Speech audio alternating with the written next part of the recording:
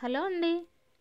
ఈరోజు దొండకాయతో అచ్చం ఫంక్షన్స్లో క్యాటరింగ్ వాళ్ళు చేసే టేస్ట్ ఎలాగ వస్తుందో అదే టేస్ట్తో మనం ఇంట్లో చాలా సింపుల్గా ఎలా ప్రిపేర్ చేసుకోవాలో చూపించబోతున్నాను. చూడండి, టేస్ట్ అయితే అద్దరిపోతుంది. Welcome to my channel.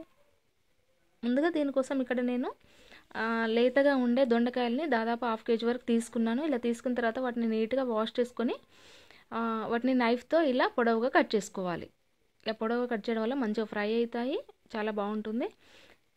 ఇలా అన్నిటిని కూడా ఇలా పొడవుగా సన్నగా 4 పీసుల్లాగా కట్ చేసుకొని పక్కన పెట్టుకోవాలి. నెక్స్ట్ ఒక ప్లేట్ తీసుకొని దానిలో 1/2 కప్ వరకు శనగపిండి, అదేవిధంగా 1/2 కప్పు బియ్యం పిండి, 2 స్పూన్స్ వరకు కార్న్ఫ్లోర్ కూడా వేసుకున్న తర్వాత 1 స్పూన్ సాల్ట్ వేసి 2 స్పూన్స్ వరకు కారం కూడా వేసుకోవాలి. ఇలా వేసుకున్న తర్వాత 1/2 స్పూన్ పసుపు, అదేవిధంగా 1 టేబుల్ స్పూన్ ధనియా పొడి, 1/2 స్పూన్ జీరా పౌడర్, అదేవిధంగా 1 స్పూన్ గరం మసాలా కూడా వేసి వీటన్నిటిని కూడా ఇలా పొడిగా ఉన్నప్పుడే బాగా కలుపుకోవాలి. మసాలాలన్నీ కూడా పూర్తిగా కలిసేంత వరకు ఇలా కలుపుకోవాలి. నెక్స్ట్ దానిలో మనం ఇంతకుముందు కట్ చేసి పెట్టుకున్న దొండకాయ పీసులు కూడా ఇందులో వేసుకోవాలి. అలాగే 1 స్పూన్ అల్లం వెల్లుల్లి పేస్ట్ కూడా వేసుకొని కొద్దిగా నిమ్మరసాన్ని కూడా దానిలో యాడ్ చేసి వాటన్నిటిని కూడా బాగా కలుపుకోవాలి. దాదాపు మనం ఇందులో వాటర్ యాడ్ చేయకూడదు. ఆ దొండకాయలో ఉన్న తడిదనం అనేది ఆ పిండి బాగా కలిసిపోతుంది. లేదు బాగా ఫ్రైగా అనిపిస్తుంది, పొడి పొడిగా ఉంది అనుకుంటే 2-3 స్పూన్స్ వరకు వాటర్ యాడ్ చేసుకుంటే సరిపోతుంది. మరీ ఎక్కువగా యాడ్ చేయకూడదు.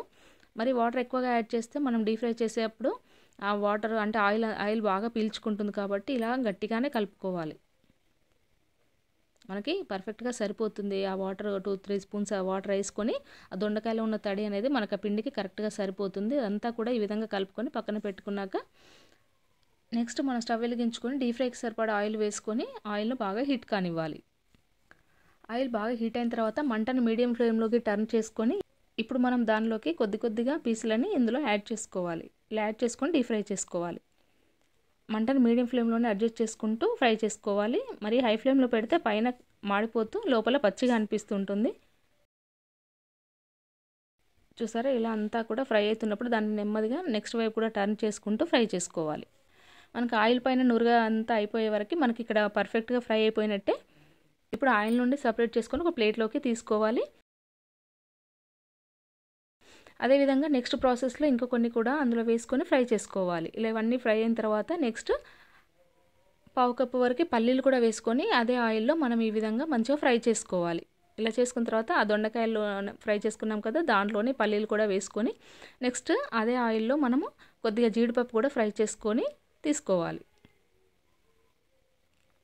జీడిపప్పు వేయడం వల్ల కూడా మంచి టేస్ట్ అనేది వస్తుంది. ఇలా వేసుకున్న తర్వాత నెక్స్ట్ దానిలో 6-7 పచ్చిమిర్చిని కూడా ఇలా సన్నగా చీల్చుకొని పొడవుగా వాటిని కూడా మంచిగా ఫ్రై చేసుకొని దీంట్లో వేసుకోవాలి. అదేవిధంగా కొద్దిగా కరివేపాకు కూడా వేసుకొని ఫ్రై చేసుకోవాలి.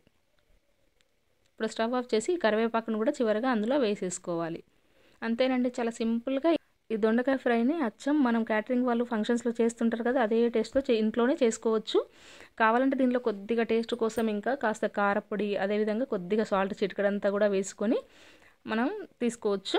చాలా టేస్టీగా ఉంటుంది. అచ్చం మన ఫంక్షన్స్లో ఎలా ఉంటుందో అదే విధంగా ఉంటుంది. చాలా సింపుల్గా దొండకాయ ఫ్రై చేసుకోవచ్చు కదా. దొండకాయ తినడం ఇష్టపడని వాళ్ళు కూడా ఇలా చేసి పెట్టారంటే దాన్ని సైడ్ డిష్గా తీసుకోవచ్చు, లేదు అంటే స్నాక్స్లా కూడా తీసుకోవచ్చు. అంత బాగుంటుంది. సో మీరు కూడా తప్పకుండా దీన్ని ట్రై చేయండి. ఈ వీడియో కనుక మీకు నచ్చినట్లయితే లైక్ చేసి షేర్ చేయండి, అలాగే సబ్స్క్రైబ్ చేయండి. Thanks for watching.